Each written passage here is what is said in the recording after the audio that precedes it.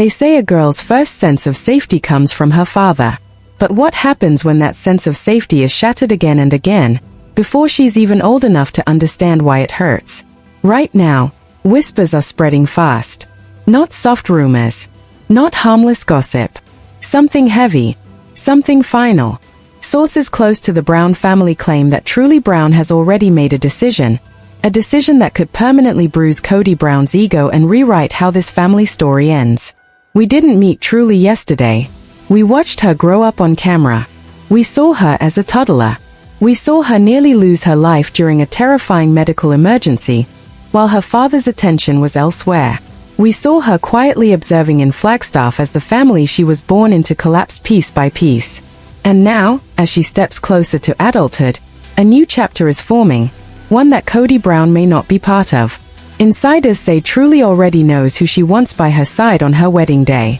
And the name being whispered is not her biological father. This isn't just about who walks down an aisle. This is about accountability. This is about consequences. This is about a daughter grading her father, and the result is devastating. Welcome back to Sister Wives Crew. Before we open this file completely, hit that like button if you believe Truly deserves peace, not pressure. And subscribe now, because what we're about to uncover changes everything. Let's talk about the moment that may have sealed Kody Brown's fate. According to multiple sources, the conversation happened in Utah, inside Christine and David's home. A home filled with laughter, calm, and emotional safety.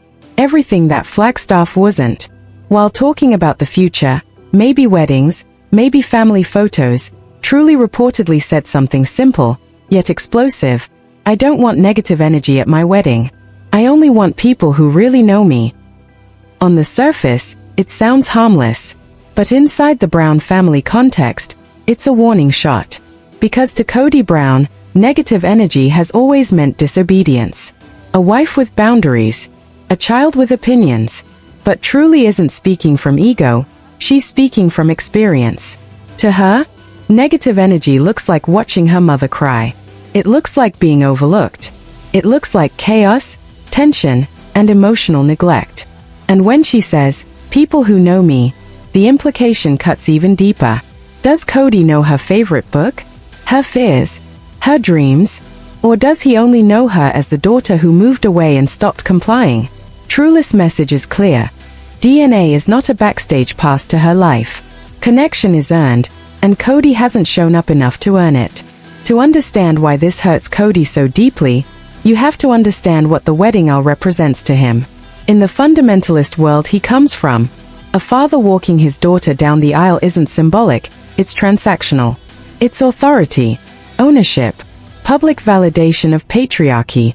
To Kody, that aisle is his stage. But Truly no longer lives in that belief system.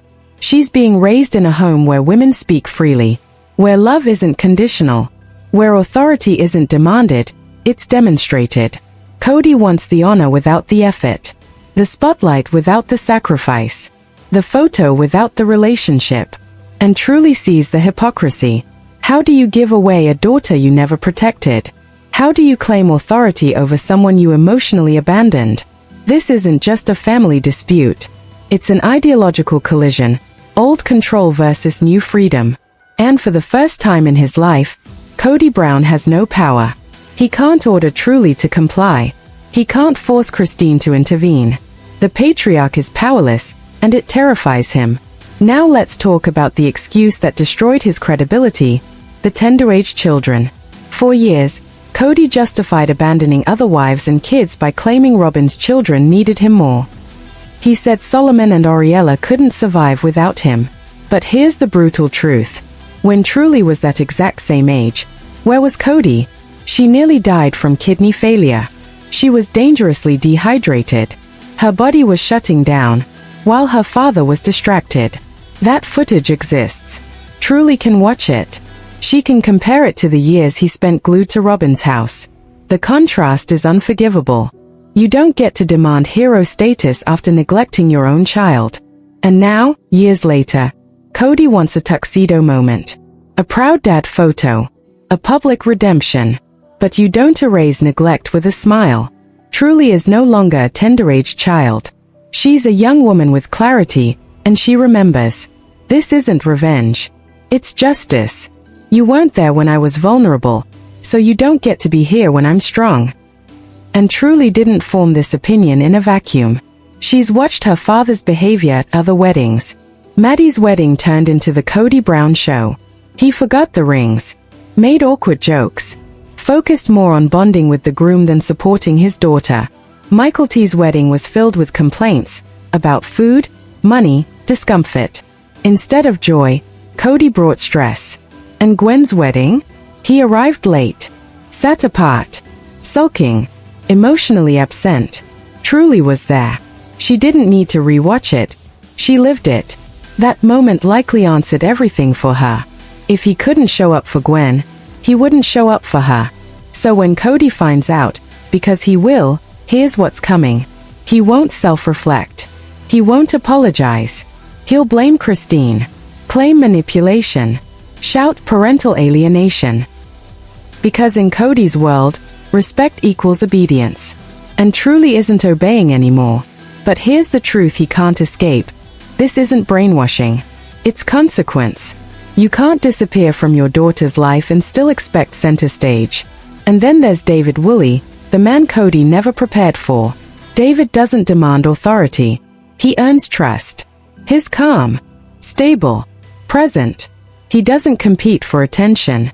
He creates safety. Truly sees the difference. She sees how he loves her mother without shame, without control, without cruelty.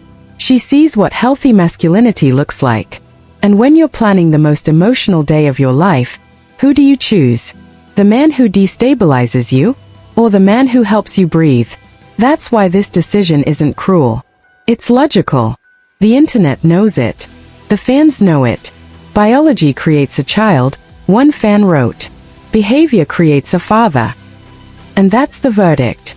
If Kody is excluded, Robin won't stay quiet. Expect tears, victim narratives, claims of exclusion. But the audience sees through it now. This isn't Truly pushing people away. This is Truly protecting her peace. And that's why this moment matters. Because Truly Brown is the final report card on Kody Brown's legacy. And he failed. Not because she hates him, but because she outgrew his neglect. She survived. She learned. And now she's choosing differently. Whether she walks with David or walks alone, the message is the same. Kody Brown no longer holds the pen. Truly is writing her own ending, and the world is watching. Now I want to hear from you. Does DNA entitle Kody to that aisle? Or did his actions forfeit that privilege? Drop your truth in the comments. And if you're ready for the next chapter of the Sister Wives Reckoning, subscribe now. This story isn't over. And neither is Truly's rise. They say a father is supposed to be a daughter's first safe place. The first man she trusts. The first person who shows her what love is supposed to feel like. But what happens when that man becomes the reason she learns how to survive instead? Right now, something heavy is happening behind the scenes of the Brown family. Not a rumor you laugh off. Not harmless gossip. This one cuts deep. People close to the family are whispering that Truly Brown has already made a decision so final, it could permanently scar Kody Brown's ego and force the world to look at his fatherhood through a very different lens. We've watched Truly grow up. Not in private, but on national television. We saw her as a baby. We saw her quietly observing while the adults around her fought for control, attention, and validation. And we saw the moment that changed everything. When Truly was critically ill. When her small body was shutting down. When she needed her father more than ever. And he wasn't there. That moment never disappeared. It didn't fade. It didn't get edited away. Because children remember who shows up when it matters. As Truly now steps closer to adulthood, a new story is forming. One that no producer scripted and no patriarch can control. According to insider whispers, Truly already knows who she wants standing beside her when her wedding day eventually comes. Who she trusts. Who she feels safe with.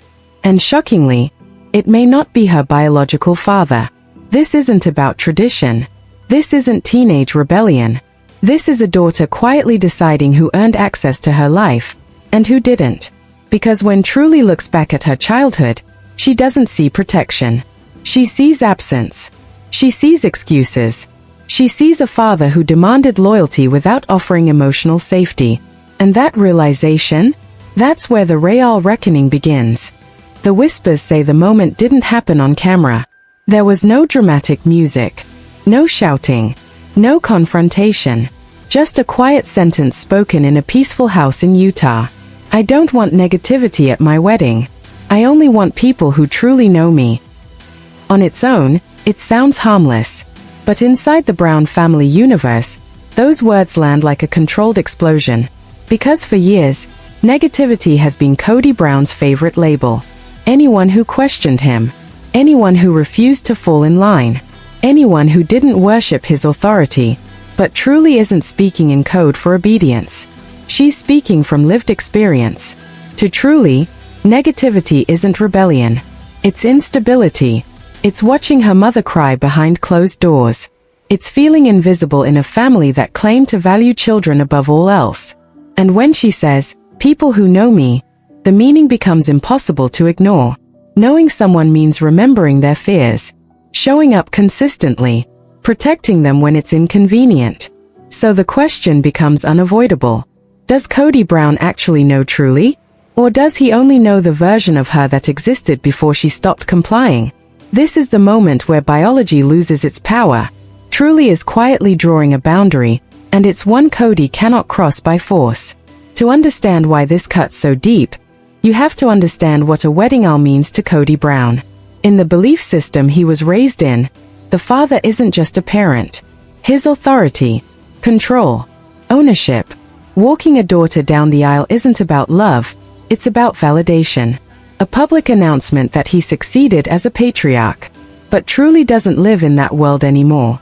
She's being raised in a home where love isn't conditional, where women speak freely, where safety matters more than obedience. And that's the collision happening right now. Kody wants the honor without the history, the spotlight without the sacrifice, the moment without the relationship. And Truly sees the contradiction clearly. You can't give away a daughter you never protected.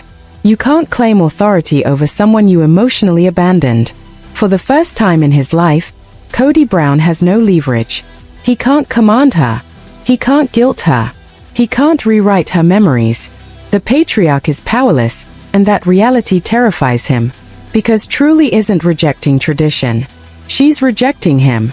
To understand why Truly's decision feels inevitable, we have to confront the excuse Kody Brown hid behind for years, the so-called tender-age children rule.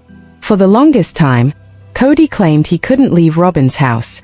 He said Solomon and Ariella needed him too much, that they couldn't function without their father's constant presence. But here's the truth he never once examined. When Truly was the same age, where was Kody? Not hovering, not protecting, not watching closely. Truly nearly died. Her body was dangerously dehydrated. Her organs were shutting down. She was rushed to the hospital while the adults around her scrambled to catch up. And her father? Distracted, unaware, late. That footage exists. It's not speculation. It's documented. Truly can watch it now, side by side with seasons showing Kody refusing to leave Robin's home because her children needed him. The contrast is brutal. One set of children got presents. One child almost paid with her life. And that kind of truth doesn't disappear with time. It hardens. Kody wants to be remembered as the hero of his family story. But in Truly's childhood, he wasn't the hero. He was absent. Now, years later, he wants the reward. The tuxedo. The proud dad photos. The public forgiveness. But you don't get to erase neglect with one ceremonial walk. Truly is no longer a child waiting to be noticed. She's a young woman who remembers who showed up, and who didn't. And here's the part that stings the most. This isn't about revenge. This isn't anger. It's clarity. You weren't there when I was vulnerable. You don't get access now that I'm strong. And Truly didn't form this view alone. She watched how her father behaved when her sisters got married. She saw Maddie's wedding turn into a performance.